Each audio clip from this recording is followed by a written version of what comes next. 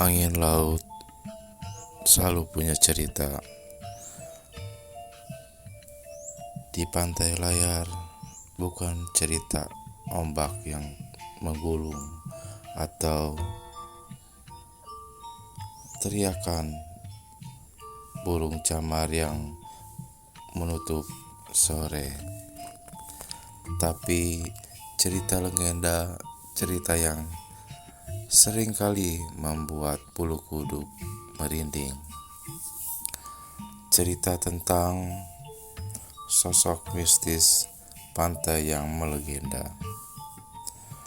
Desa Karanglayar letaknya jauh di ujung selatan, terpencil dan dikelilingi hutan mangrove yang lebat. Orang-orang bilang pantai ini dulunya adalah tempat pemujaan kepada sosok mistis penguasa laut selatan. Di depan gerbang masuk pantai ada 4 pemuda dan pemudi sedang berdiri.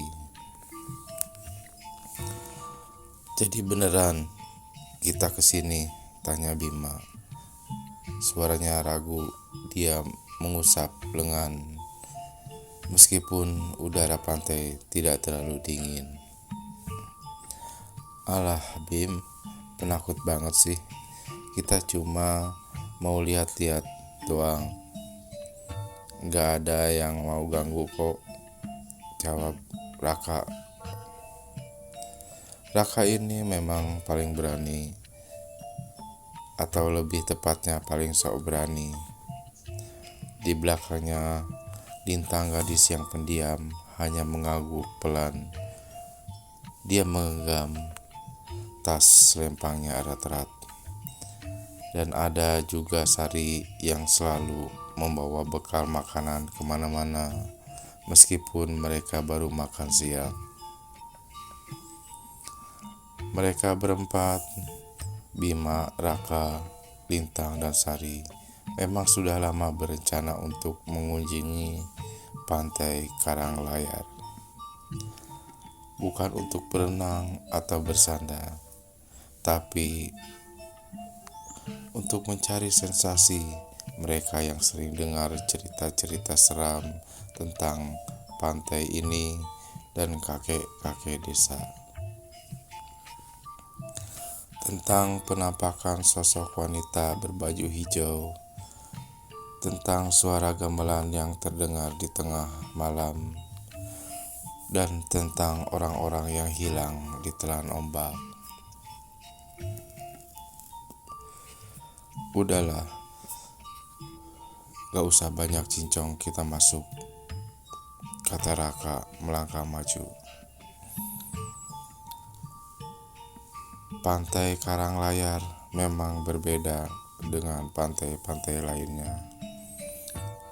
Pasirnya tidak putih, melainkan berwarna kehitaman. Banyak sekali batu-batu karang yang berserakan, dan air lautnya terlihat gelap dalam bergelombang.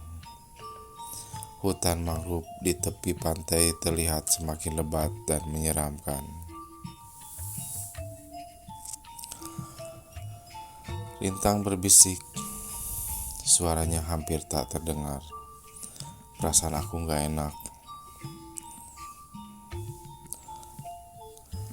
"Jangan aneh-aneh deh, Lin. Ini cuma perasaan lo aja," sahut Raka tanpa menoleh. Mereka berjalan menyusuri pantai semakin jauh dari keramaian. Sari terus mengeluarkan makanan dari tasnya, menawarkan cemilan kepada teman-temannya. Bima masih terlihat gelisah, matanya mengawasi sekeliling dengan waspada. Tiba-tiba Raka berhenti. Dia menunjuk ke sebuah gundukan pasir di dekat hutan mangrove. "Lihat, itu ada apa?" Gundukan pasir itu terlihat seperti sebuah makam, meskipun tidak ada nisan atau tanda-tanda.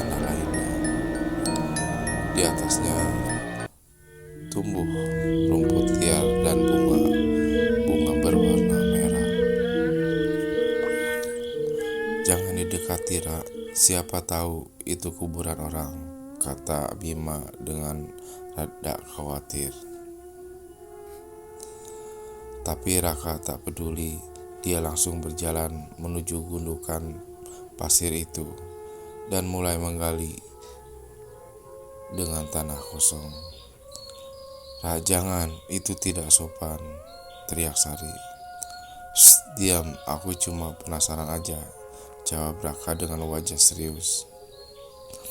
Setelah beberapa saat menggali, Raka menemukan sesuatu. Sebuah kain hijau sudah sedikit sobek dan usang. Dia segera membuka kain itu. Dan betapa terkejutnya mereka ketika melihat isinya. Di dalam kain itu terdapat sebuah keris kuno berkarat. Ada bercak noda hitam. Keris itu terlihat sangat tua dan gagangnya dihiasi ukiran yang aneh dan menyeramkan. Wah, ini keren, pasti keris pusaka, jawab Raka sambil mengangkat keris itu tinggi-tinggi. Lintang langsung memucat. Dia mundur beberapa langkah dan menutupi wajahnya dengan tangan. Ra, kembalikan keris itu. Itu pasti ada penunggunya, teriak Lintang histeris. Raka hanya tertawa. Dia mengabaikan perkataan Lintang dan mulai memainkan keris itu. Dia mencoba mengayunkannya, tetapi keris itu terasa berat dan sulit dikendalikan. Kok susah digerakkan ya, kata Raka, mencoba mengayunkan keris itu lagi. Tiba-tiba angin bertiup semakin kencang. Ombak mulai mengamuk dan langit pelan-pelan berubah mendung menjadi gelap gulita. Suara gemuruh terdengar dari arah laut, semakin lama semakin keras.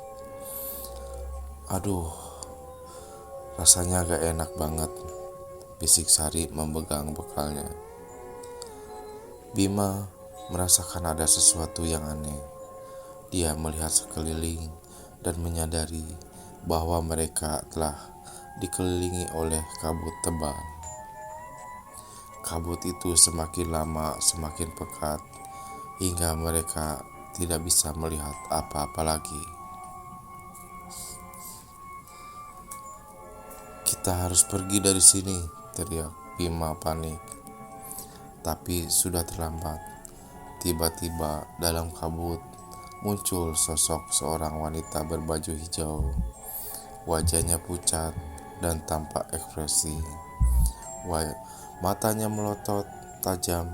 Dia melayang di udara tanpa kaki menyentuh.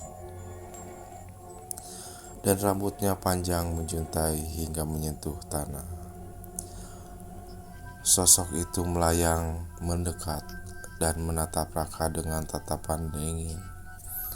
Raka yang tadi sok berani, kini hanya bisa terpaku ketakutan. Dia mencoba melepaskan keris dari tangannya, tetapi keris itu seolah-olah menempel erat di tangannya.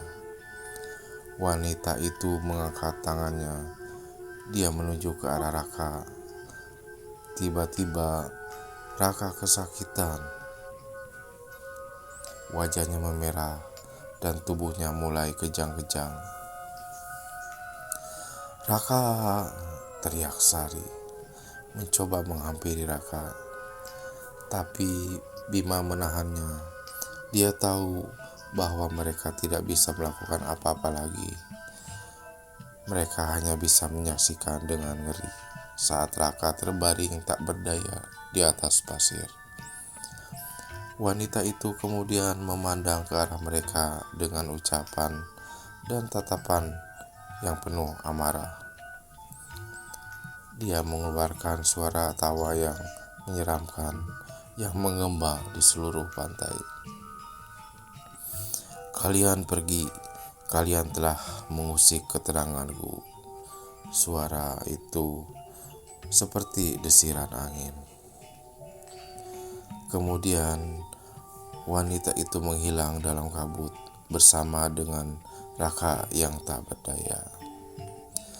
Bima, Sari, dan Lintang hanya bisa berdiri terpaku dengan air mata yang mengalir di pipi mereka. Mereka tidak tahu apa yang harus mereka lakukan. Mereka kehilangan teman sendiri, dan mereka juga tahu bahwa mereka telah melakukan kesalahan besar. Setelah beberapa saat, kabut mulai menipis, ombak mulai tenang, dan langit kembali cerah. Tapi suasana pantai tetap terasa mencekam. Bima memberanikan diri untuk menghampiri Raka yang terbaring, tapi ketika dia sampai di sana, dia tidak menemukan sebuah gundukan pasir. Raka telah menghilang tanpa jejak. Raka, panggil Bima dengan suara parau. Tidak ada jawaban. Sari dan Lintang menghampiri Bima dan memeluknya erat. Mereka saling menghibur dan mencoba untuk menenangkan diri. Kita harus segera pergi dari sini, kata Sari dengan suara gemetar. Akhirnya mereka bertiga meninggalkan pantai Karanglayar dengan hati yang hancur dan pikiran yang penuh ketakutan. Mereka tidak akan pernah melupakan kejadian yang meringirkan mereka alami di pantai itu. Mereka tahu bahwa mereka telah berurusan dengan kekuatan yang sangat besar, dan mereka membayar dengan harga yang mahal untuk rasa ingin tahu mereka. Sepanjang perjalanan pulang, mereka tidak banyak bicara. Mereka hanya bisa memikirkan tentang Raka dan tentang apa yang telah terjadi padanya. Mereka tidak tahu apakah Raka masih hidup atau sudah meninggal. Yang mereka tahu, Raka telah menjadi korban dari kemarahan penunggu pantai. Sesampai di desa, mereka segera menceritakan kejadian yang mereka alami kepada kakek-kakek desa. Kakek-kakek desa mendengarkan cerita mereka dengan sesama dan kemudian menggeleng-gelengkan kepala. Kalian memang bodoh, kata salah satu kakek desa. Kalian seharusnya tidak mengganggu tempat keramat itu. Penunggu pantai itu tersebut adalah penguasa Laut Selatan, dan dia tidak akan mentolerir siapapun yang berani mengganggunya. Apa yang harus kami lakukan, Kek? Tanya Bima dengan nada putus asa. Hanya ada satu cara untuk menebus kesalahan kalian, jawab kakek desa itu. Kalian harus mengadakan selamatan di pantai itu dengan memberikan sesajen kepada Nyi Roro Kidul. Semoga saja kalian diperkenankan memaafkan kalian. Bima, Sari, dan Lintang segera mengikuti saran kakek desa. Mereka mengumpulkan uang dan membeli berbagai macam sesajen seperti bunga, buah-buahan, kue, kemenyan. Mereka juga meminta bantuan kepada beberapa orang desa untuk mengadakan selamatan di pantai Karanglayar. Pada malam harinya, mereka pergi ke pantai Karanglayar dan mulai mengadakan acara selamatan. Mereka membaca doa dan memohon kepada penunggu pantai untuk memaafkan kesalahan mereka. Mereka juga meletakkan sesajen di atas gunungan pasir tempat mereka menemukan keris itu. Setelah selesai mengadakan selamatan, mereka menunggu dengan cemas. Angin bertiup kencang dan ombak mulai mengamuk. Mereka takut bahwa penunggu pantai itu akan muncul kembali dan menghukum mereka. Tapi wanita berbaju hijau itu tidak muncul. Setelah beberapa saat, angin dan laut, ombak mulai tenang. Langit kembali cerah dan suasana pantai menjadi damai. Bima, Sari, dan Lintang merasa lega. Mereka berharap bahwa wanita itu telah memaafkan kesalahan mereka. Namun, mereka tidak pernah tahu apa yang sebenarnya terjadi pada Raka. Dia tidak pernah ditemukan dan namanya menjadi legenda di Karanganyar. Orang-orang bilang Raka telah menjadi abdi dalam dan selamanya akan menjadi keris pusaka di laut pantai selatan.